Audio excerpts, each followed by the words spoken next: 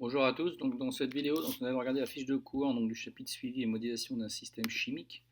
Donc nous avons parlé de réaction totale, d'oxydoréduction, donc on va commencer par les réactions d'oxydoréduction. Donc quelques petites définitions. Donc un oxydant est une espèce chimique susceptible de capter un ou plusieurs électrons. Pardon. Un réducteur est une espèce chimique susceptible de céder un ou plusieurs électrons. Donc une demi-équation électronique d'oxydoréduction reliant un oxydant et un réducteur d'un couple oxydant-réducteur noté OX-RED. Et c'est toujours OX plus N électrons égale RED. Retenez bien ça, OX plus N électrons donne RED. OX plus les électrons donne réducteur. Et vous avez toujours des couples oxydant-réducteur. Donc quand on vous donne un couple, retenez bien, ce qui est ici à gauche est toujours l'oxydant et ce qui est ici à droite est toujours le réducteur. Une réaction d'oxydoréduction donc, est un transfert d'électrons entre un oxydant et un réducteur de deux couples oxydant-réducteurs différents. Et l'équation donc, de la réaction d'oxydoréduction est obtenue en combinant les demi-équations électroniques des couples mis en jeu de façon à égaliser les électrons cédés et captés. Donc en gros, il doit y avoir autant d'électrons cédés que d'électrons captés. Alors, on va regarder donc les petites images qui vous sont mises à côté. Donc ici par exemple on vous dit demi-équation électronique d'un couple oxydant-réducteur OX-RED. Regardez bien les couleurs, OX plus les électrons donnent RED. Donc quand vous allez dans ce sens-là, donc l'oxydant lui c'est un accepteur d'électrons. Alors ça paraît assez logique puisque regardez bien il est du côté des électrons. Le réducteur lui, ici, il est un donneur d'électrons. Si vous prenez l'équation, donc des fois vous verrez dans certains manuels, vous verrez des égales, donc dans un autre vous verrez des doubles flèches. Donc dans le cas, normalement on devrait toujours mettre des doubles flèches. Double flèche, en fait c'est assez intéressant, ça vous laisse penser qu'en fait les équations peuvent s'écrire dans les deux sens. Et vous allez voir qu'effectivement, selon le cas, vous allez écrire donc l'équation dans ce sens-là, ou alors dans ce sens-là, selon ce qui se passe réellement dans la situation que vous étudiez. Alors par contre, OX plus N électrons donne réducteur. Si vous allez dans ce sens-là, donc ici OX va donner le réducteur, vous faites une réduction. Et si vous avez dans ce sens donc où le réducteur devient l'oxydant, vous avez une oxydation. Donc on vous dit que, c'est pour ça qu'on dit que l'oxydant et le réducteur des couples sont des espèces qu'on appelle conjuguées. Alors ici ensuite la méthode à retenir pour équilibrer donc des demi-équations. Donc écrire les formules des espèces conjuguées de part et d'autre de la double flèche et assurer la conservation des éléments autres que H et O, première chose. Ensuite, deuxième, assurer la conservation de l'élément O avec H2O. Ensuite, assurer la conservation de l'élément H avec H+. Et ensuite, assurer la conservation de la charge avec des électrons. Ensuite, vous mettez les états physiques. Mais retenez bien, une fois que vous avez fait ces quatre étapes, les électrons doivent toujours être du côté de l'oxydant. Si vous mettez des électrons du côté de autre chose que l'oxydant du couple oxydant-réducteur, ne cherchez pas, c'est que c'est pas bon. Alors ici, par exemple, les exemples. Là, ici, vous avez donc une demi-équation. Ici, vous avez une demi-équation. Donc celle-là, donc c'est la demi-équation qui est écrite dans le sens ici, qui est mentionnée ici. Celle-là, donc elle a dû être renversée totalement pour pouvoir coller donc au sujet, à la situation qui a été étudiée. Donc quand ici vous avez Al qui donne Al3+, plus 3 électrons. Donc ici vous avez donc une production de 3 électrons. Alors qu'ici dans cette demi-équation, ils ont Zn2+, plus 2 électrons. Vous consommez 2 électrons. Donc regardez bien, vous en produisez 3, vous en consommez 2. C'est pas possible. Donc c'est pour ça qu'il doit y avoir un même nombre d'électrons échangés. Donc il faut en gros chercher le plus petit commun multiple. Et ce plus petit commun multiple entre 3 et 2, c'est 6. Donc ici, pour avoir 6 électrons qui sont produits, il faut que je multiplie par 2 toute la demi-équation. Et ici, pour en avoir 6 électrons consommés, il faut que je multiplie tout par 3. Attention, on a bien dit, on multiplie ici tout par 2 et ici tout par 3. Donc ici, quand vous faites ça, vous simplifiez, vous obtenez 2Al plus 3Zn2+, donne 2Al3+, plus 3Zn. Alors regardez bien, c'est équilibré en charge et en éléments. Ici, vous avez bien 3Zn, 3Zn. Au niveau des charges, ici, dans tous les réactifs, j'ai bien un 3 x 2, 6 plus ici. Et là, j'ai bien ici 2 x 3, 6 plus dans tous les produits. Donc, ça colle. Ensuite, au cours d'une réaction d'oxydoréduction, on vous dit ici que les électrons sont transférés de l'autre entre l'oxydant et le réducteur, on l'a déjà dit. Donc ils se forment des espèces conjuguées. Pourquoi je vous ai mis cette image-là? Parce que je trouvais que cette petite image-là était assez intéressante, dans le sens où ici, si vous avez donc les réactifs, c'est forcément ici, donc par exemple, le réducteur d'un couple et l'oxydant d'un autre couple. Dans ce cas-là, les produits de la transformation chimique, qui sera une transformation de chimique d'oxydoréduction, ici modélisée par cette réaction. Ça sera donc l'oxydant de ce couple et le réducteur de l'autre couple. Donc si les réactifs c'est ça, les produits ce sont forcément les autres. Ici exemple, vous avez un autre exemple qui vous explique assez simple, donc qui vous explique ici donc la compensation des électrons. Alors vous remarquerez qu'ici on met toujours dans les demi-équations des doubles flèches. Vous trouverez encore dans des manuels, dans des exercices sur internet des égales. Si vous voyez des égales, pensez que c'est comme si vous mettiez une double flèche. Regardez bien, si vous mettez une flèche à chaque égale, sur vos deux lignes de égales, ça fait une double flèche. Donc on met des doubles flèches ici parce qu'elles peuvent en gros chimiquement, potentiellement selon les cas, se passer dans les deux sens. Par contre, à la fin, vous mettez une flèche simple.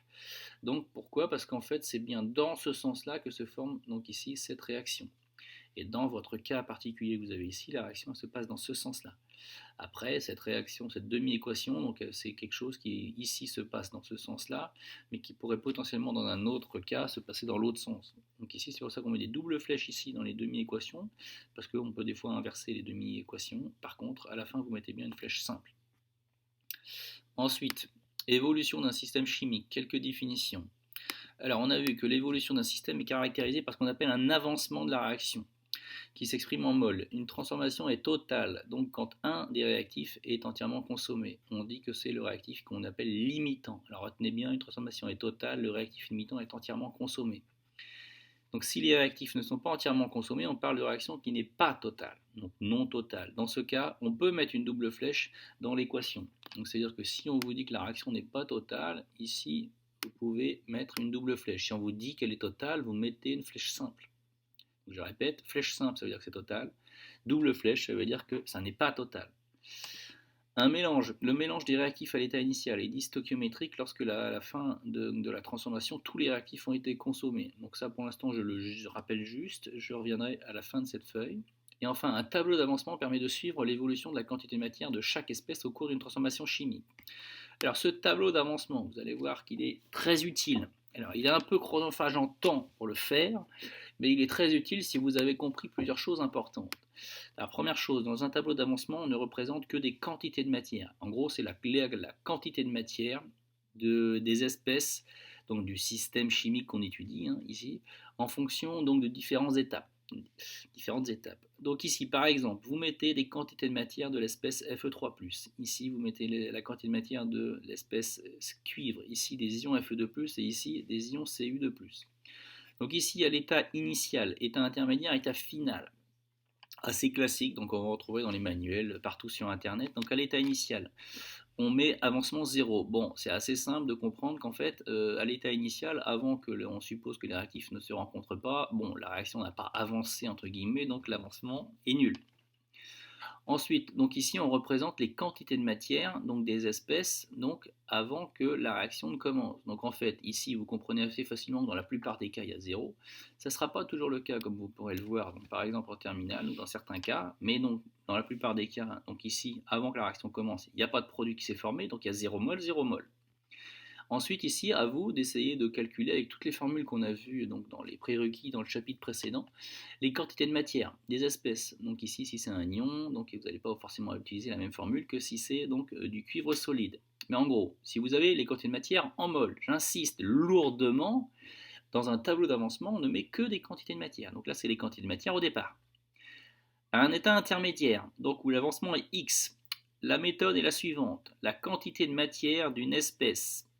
Ici, quand c'est un réactif, c'est toujours la quantité de matière, en gros pour parler simplement, la quantité de matière à un état intermédiaire, c'est ce qu'il y avait au début moins ce qui a réagi. Et ce qui a réagi, c'est le numéro stoichiométrique, regardez bien, fois l'avancement.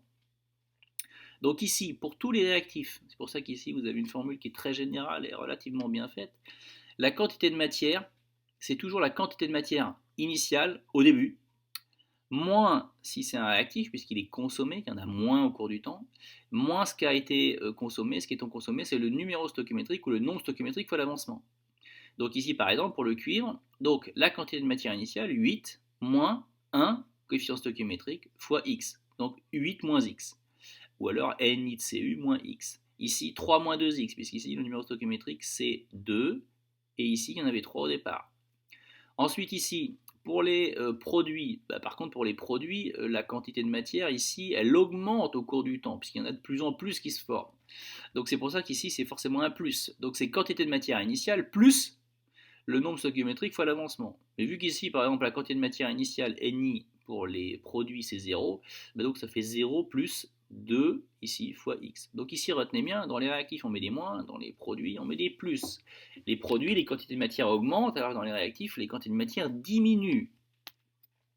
Et enfin, ça c'est l'état intermédiaire. À l'état final, vous recopiez cette ligne et vous mettez xf ou xmax à la place de x. Alors xmax c'est si la réaction est totale, xf c'est si la réaction n'est pas totale.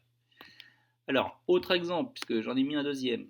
Ici, on vous donne toujours pareil, hein, donc c'est une autre réaction avec d'autres coefficients stoichiométriques, d'autres réactifs, donc d'autres produits, toujours pareil, état initial, état intermédiaire, état final, x égale 0 à l'état initial, état intermédiaire, donc compris entre x, compris entre l'avancement final et 0, et à l'état final, x égale xf, alors si la transformation est finale, si la transformation est totale, vous pouvez écrire xf égale xmax, si la transformation n'est pas totale, ça veut dire que xf est inférieur à xmax, on va revenir en dessous. Donc regardez bien ici l'équation équilibrée en charge en éléments. Donc ici vous écrivez les quantités de matière des espèces, N0 de AL, N0 de H+. Alors après le plus compliqué pour vous ça va être de calculer ces valeurs-là. Donc avec les formules qu'il y a au-dessus. Ici on suppose que l'état initial il n'y a pas de produit formé, 0, 0.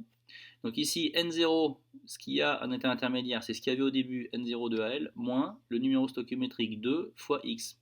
Ici la quantité de matière, c'est ce qu'il y avait au début, moins le coefficient stoichiométrique 6 fois X. Etc. Ici 0, il n'y en avait pas, plus, puisque ici ça se forme, 2, coefficient stoichiométrique fois x, etc. etc. Donc ici à l'état final, vous recopiez et vous remettez xf ou xmax. Ce qu'il faut important que vous compreniez, c'est que ce tableau d'avancement, il vous prendra du temps à le faire, il vous prendra du temps à calculer ça, mais en gros, il vous permet de savoir à l'état final tout ce qu'il y a. Je m'explique. Pour connaître la composition de l'état final de ce système-là, par exemple. Ça, vous le connaissez, N0. Vous allez le connaître, vous allez le calculer. La seule chose qui vous manque pour connaître l'état final du système, c'est la valeur de xf ou de xmax. Donc si vous connaissez ce xf ou ce xmax, dans ce cas-là, vous allez connaître la quantité de matière de l'espèce AL, de H+, de AL3+, et de H2. Et je vais me mettre plus précis, vous allez connaître, si vous connaissez xf, la quantité de matière d'AL3+, qui s'est formée, vous allez connaître la quantité de matière de H2 qui s'est formée, et vous allez connaître donc la quantité de matière de AL qui a été consommée, qui va rester, etc., etc. Donc c'est important de bien comprendre le rôle de ce tableau d'avancement, c'est que si à la fin vous connaissez XF ou Xmax, vous connaissez la composition du système, donc ce qui s'est formé, ce qui reste donc à l'état final, donc c'est vraiment, vraiment, vraiment très, très important de comprendre ça. La transformation totale ou non totale. Alors, transformation totale, on a déjà vu xf égale xmax. Transformation non totale, xf est inférieur à xmax.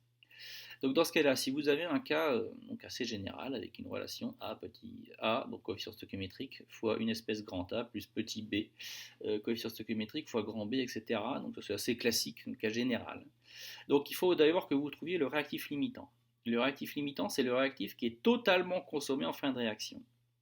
Donc il y a deux hypothèses à faire. Je m'explique et je reprends l'exemple. Ici, par exemple, dans ce cas-là, ici, vous avez deux espèces. Donc le A ici, par exemple, c'est 2, le grand A, c'est AL, le petit b ici, c'est 6, et ici, le grand B, c'est H+. Donc ici, on vous dit que pour rechercher le réactif limitant, c'est-à-dire celui qui est entièrement consommé. Donc celui qui est entièrement consommé à la fin.